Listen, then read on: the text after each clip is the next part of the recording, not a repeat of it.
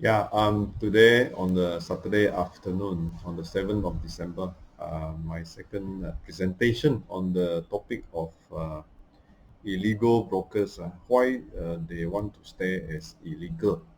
So let me begin. Right, why illegals do not want to become legal?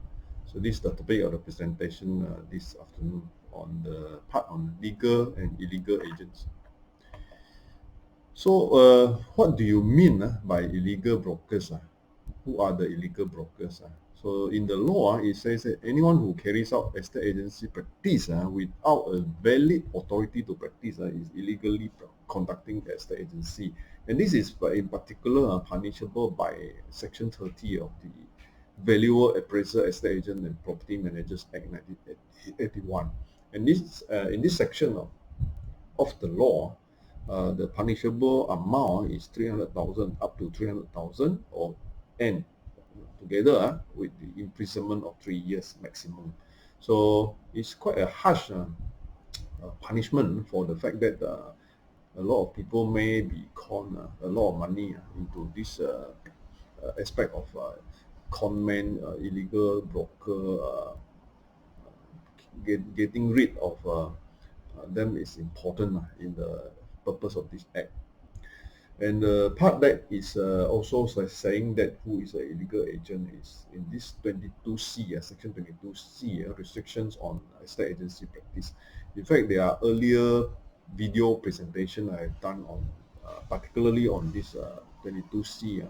You may want to go through that few presentations as well. So it says that no person shall, unless he is a registered estate agent and has been issued with an authority to practice under Section 16 of the Act, which is the Act earlier on, I said, then the person cannot practice estate agency, conduct or practice estate agency in the engaging. There are actually 5 aspects, the A, B, C, D, E, 5 aspects. I just shortly read out. The 5 aspects are: first, to sell; second, to lease; third is to source; number 4 is to making known; and number 5 is tenancy and registration. So in short, these are the 5 sub areas of estate agency practice, and also is the definition of what is estate agency practice. So apart from Section 22C1, which was earlier on, there is also an exception, which I call it exception because in law it says it's notwithstanding. So that means despite what is said in Section 1, there are people who are allowed to do estate agency practice because of certain reasons. So one is they are owner themselves, they are licensed auctioneers and holder of power of attorney, or they are actually registered negotiator who are actually assisting the registered estate agent in the real estate agency practice. So solution for a lot of broker illegal people is actually to surface out and become a negotiator, and therefore you are actually legalizing the illegals to attend the two days of classes and then get an appointment by a agency firm. So you get around this problem of illegally conducting estate agency practice. But despite having said this, a lot of the illegal ones do not want to step forward and become registered negotiator, or call it a real estate negotiator. Why is the case? So this is the objective of this presentation. Why do not want? Why do they choose not to? Why do they choose not to become a registered negotiator? Of course, there is no registered negotiator name. The terminology is either registered estate agent or a real estate negotiator.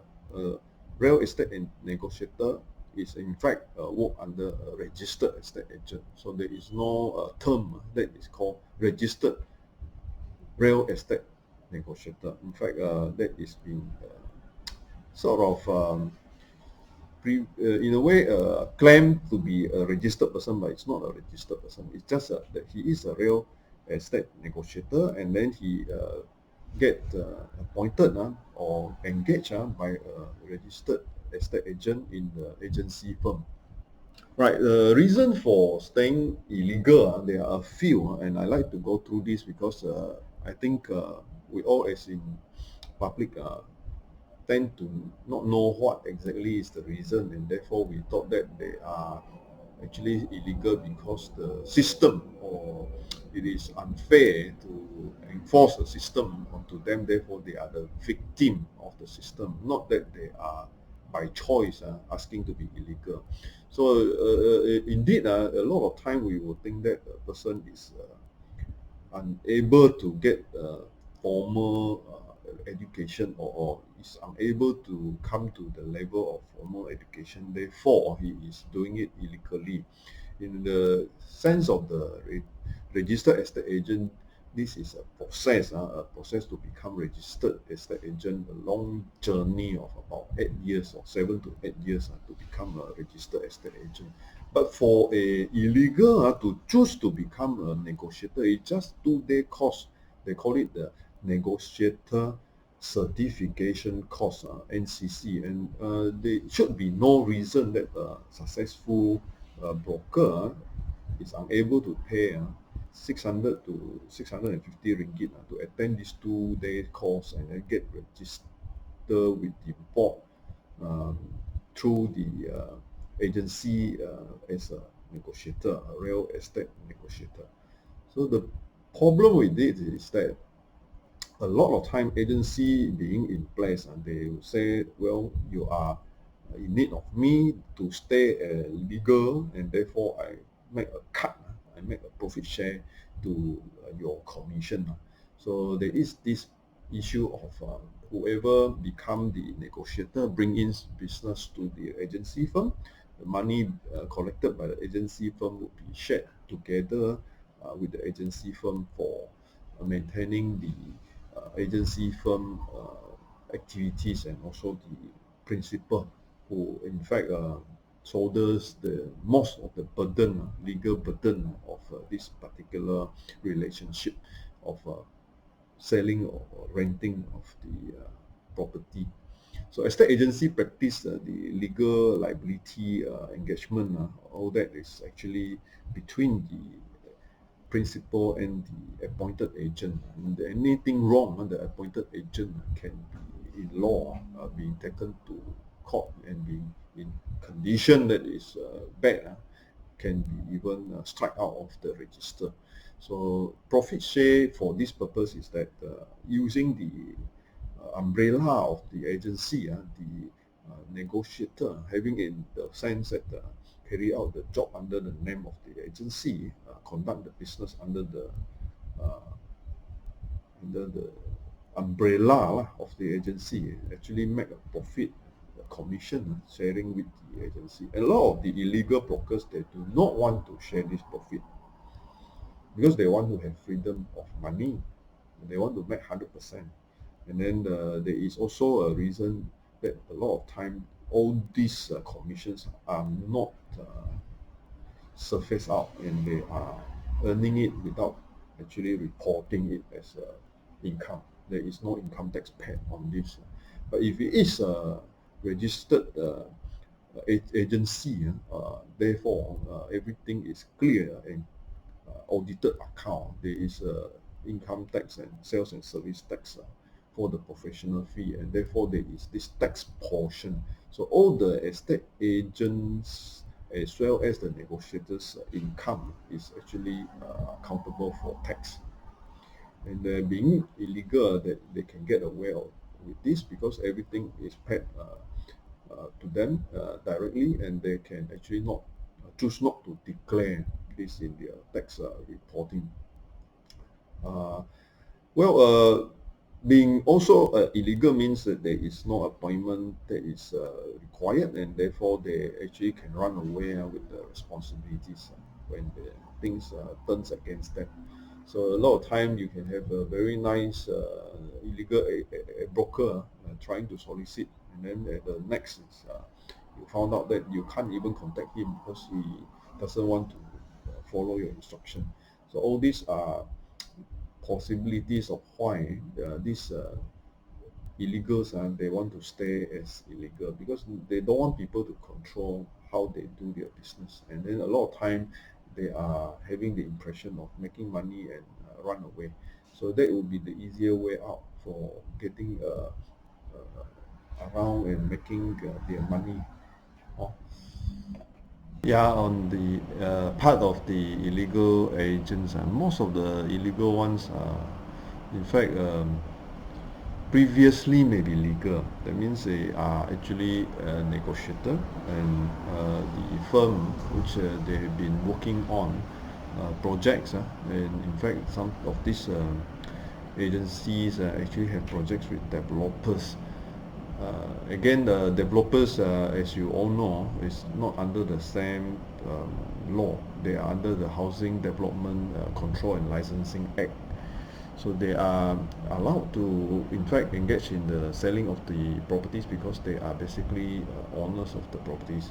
So a lot of these negotiators who previously actually were engaged by the agency firms who work for the developer lah. So these issues of developer having property to sell, and then the agency firms carry out the selling, then engage negotiators in fact works in the agency firm, being closely linked to the developer.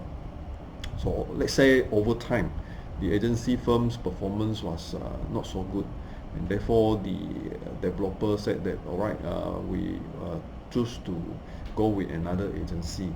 So in such a scenario, because some of the negotiator already linked to this developer, some of them may choose to stay back with this developer, and therefore when they do this, in fact they have actually privately sort of resign from their own agency. So when they resign from their own agency, their negotiator tag, they are already no more legal in the agency, because they are actually they have a fallout. They actually fail out of the deals and the relationships with their own principal. So this becomes a sort of illegal agents because they do not have an agency, yet they are not employed by the developer. So a lot of those who are long enough in the industry, they know that this is the way out, because anyway I'm selling developer unit, and the developers are actually desperate to sell some of these leftover units. So these types of illegal agents, in fact, they themselves would answer the question of when clients ask, where are you attached? Then they will say, oh, I'm working for the developer. But in fact, there is no employment or letter of employment with the developer. And then when they do this, they in fact are illegal agents, and then they are illegally conducting the sale of the properties. So these are areas where everybody knows this loophole, and then the illegal brokers are actually running the law and saying that they are representing the developer, when in fact they are not legally employed by the developer, because developer are not paying them any salary, and developer are trying to reduce the cost of employment. Therefore, they appoint the agency firm. So this is another scenario where you get to see illegal agents in the market, and then the illegals do not want to turn legal because they choose to work on the freelance with the developer. And in fact, this is the dangerous part, because they may contact you as a developer agent, which they are not, and make collection of booking fee for developers units, and not able to commit the developer units to you. So some of these cases, be careful, do not pay to them, pay to the developer company. That means you go to the developer front desk, or go to the developer office counter and do the necessary booking, not giving your money to this so-called representative of the developer. So this is a loophole in the system, and therefore I like to point out that there are many of this type of illegal brokers in the market, and they are previously probably legal, but now they are not legal because they are not attached to any agency, and they themselves are not registered as the agents with the legal position of opening a authorized agency firm, right? So nothing is actually good for the customer. So whoever appoints these illegal brokers, there's much harm rather than benefit that these illegals can give upon them, can deliver upon them. So freedom to disappear and also no string attached, this is their mentality. A lot of these illegals are thinking that they make the money from appointment or make an easy money, and then there is no string attached. And next time if you actually look for them, they'll say that, well, I'm sorry, I cannot help you, right? But whereas if it is a agent appointed in engagement, therefore things happen later, then you can always get back to the agency firm, and then using the agency firm's mechanism to work on the benefit that you need to gain from this association. So in the sense that there is a tenant who actually you have recommended as an agent, and then later on this tenant has got problem with the landlord, the tenant actually can get back to the agent and ask the agent to try and negotiate with the landlord. Whereas if it is illegal ones, the illegal one will always say, sorry, I'm no more in touch with this landlord, I don't care about what happened, and then you would not likely have a avenue of asking for help. Summary for today's this part of the presentation is on three part. There is a legal requirement for the purpose that laws and regulation is to protect the public. Second is that there is implication of taxes and revenue if there is illegal agents and they do not want to pay taxes. Third is that there is illegal agent do not want to be accountable for any actions, so they do not want to have responsibility and duty to clients, so that they take the money and run away, or take the money, make their cuts, and then later on they can say that there is nothing to do with them, no string attached. So I can be contactable at this number, and I have other websites that I am working on. So kindly visit them if you are interested to know more about my work. Thank you very much.